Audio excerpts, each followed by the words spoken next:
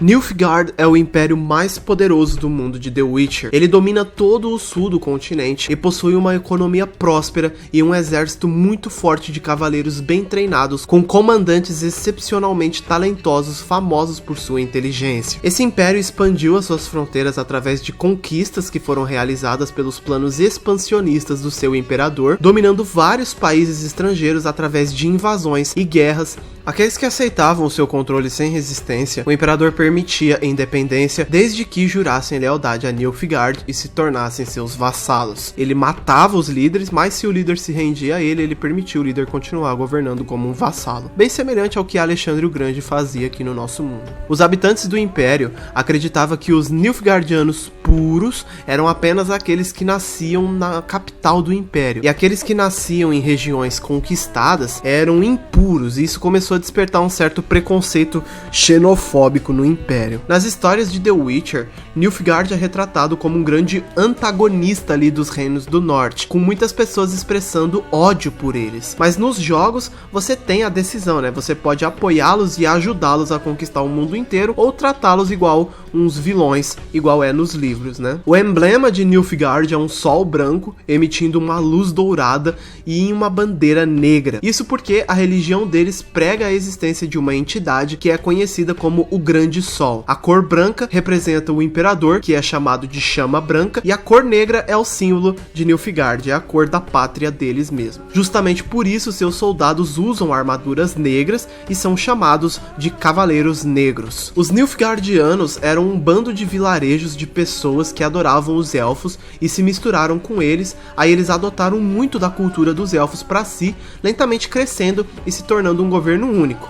Assim, Nilfgaard é oficialmente fundada como uma república governada por um senado. Por volta do ano de 1100, um nobre chamado de Torres var en Reis, ele consegue dar um golpe de estado e ele derruba a república, ele acaba com a democracia de Nilfgaard e estabelece um império, que é o império que a gente conhece em The Witcher. Ele começou a primeira expansão de Nilfgaard, mas ele nunca conseguiu ir muito longe, porque ele não podia focar nas suas conquistas, né? Primeiro ele precisava garantir o seu poder político e que o seu império sobreviveria. O filho de Torres, Fergus var en Reis, era um idiota completo. Ele não se importava com a política e ele permitiu que a corrupção governasse Nilfgaard por mais de 30 anos, enquanto ele esbanjava o seu dinheiro e o seu status nobre. Ele passava o dia inteiro bebendo e se aventurando com mulheres nas fazendas, sem se importar se o povo estava passando fome ou até morrendo nas portas do seu castelo. Como resultado, uma grande rebelião começou contra o governo de Fergus, uma guerra civil,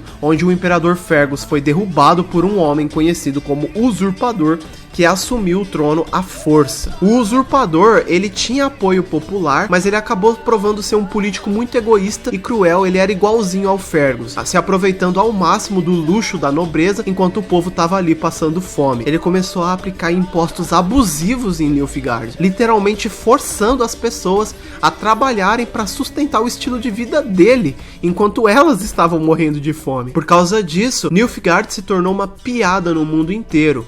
Um império fracassado governado por idiotas que eram consumidos pela luxúria. Parece algum lugar pra vocês aqui no mundo real? O usurpador queria iniciar uma nova dinastia, né? Ele queria ter filhos, mas ele sempre seria o usurpador enquanto o Fergus não abdicasse do poder. Então ele prendeu o antigo imperador, né, o Fergus, e começou a torturá-lo para forçar ele a abdicar do trono. Independente dos seus defeitos, Fergus não era covarde. Ele morreu sendo torturado, mas ele nunca abdicou do trono. Ele nunca tornou o usurpador o governante legal de Nilfgaard. Então ele era sempre um usurpador. Com raiva, o usurpador amaldiçoou o filho do Fergus, o Enhir var en Reis, transformando-o em um homem ouriço. Desesperado para escapar da morte, Enhir fugiu de Nilfgaard e passou a vagar pelos reinos do norte sob o codinome de Dany, usando uma armadura completa para esconder que ele era praticamente um monstro amaldiçoado. Ele se apaixonou pela princesa Paveta de Cintra e teve uma filha chamada de Cirila, ou Ciri, né, que era a neta da rainha Calante. Sendo assim, o Dany, ele estava destinado a se tornar o futuro rei de Cintra, graças ao seu casamento com Paveta. O amor de Paveta quebrou a maldição de Enhir e ele finalmente voltou a ser uma uma pessoa normal. Bom, eu vou chegar nessa parte na história principal, eu não quero dar muito spoiler aqui pra vocês, tá? Mas resumindo o que vocês já sabem, o Henry ele perde a sua esposa e volta pra Nilfgaard consumido pela sede de vingança. Aí ele consegue derrubar o usurpador e reconquistar o trono que lhe era de direito. Em seu governo, Henry reparou todos os defeitos de Nilfgaard e tornou aquela piada no império mais poderoso do mundo e começou a trabalhar nos projetos expansionistas do seu avô. Então ele começa a invadir os reinos do norte e dominar várias regiões para o império. Comovido pelos sentimentos da filha, Henry deixou ela em paz e prometeu que Nilfgaard jamais a incomodaria novamente. A partir daí, nos livros, né, ele mantém o seu governo e aí ele escolhe um sucessor, que é um homem chamado de Jan Calvet. O Jan Calvet, ele se torna o imperador de Nilfgaard depois que o Henry morre. Na continuação não canônica dos jogos, o Henry ele tem uma terceira tentativa de tentar dominar os reinos do norte, depois de causar uma conspiração para matar ali todos os reis do norte, e aí ele incrimina a Estada das Feiticeiras por ter conspirado contra os seus governantes. Ele finalmente consegue dominar todos os reinos do norte,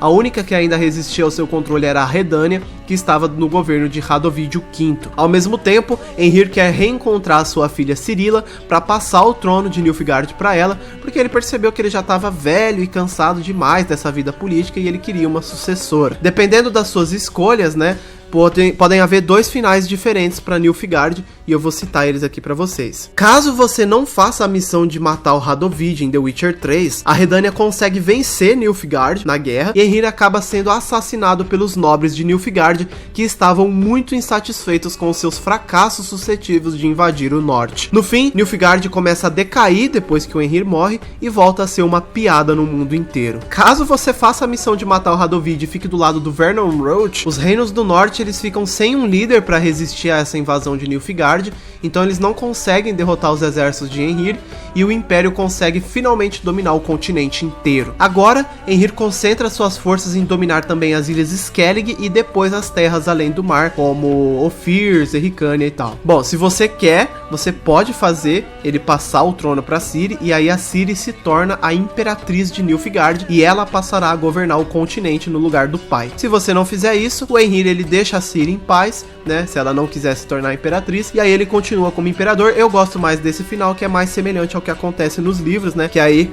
o Henry ele passa, né, o trono de imperador para Jan Calvet, porque ele não conseguiu passar para a filha dele.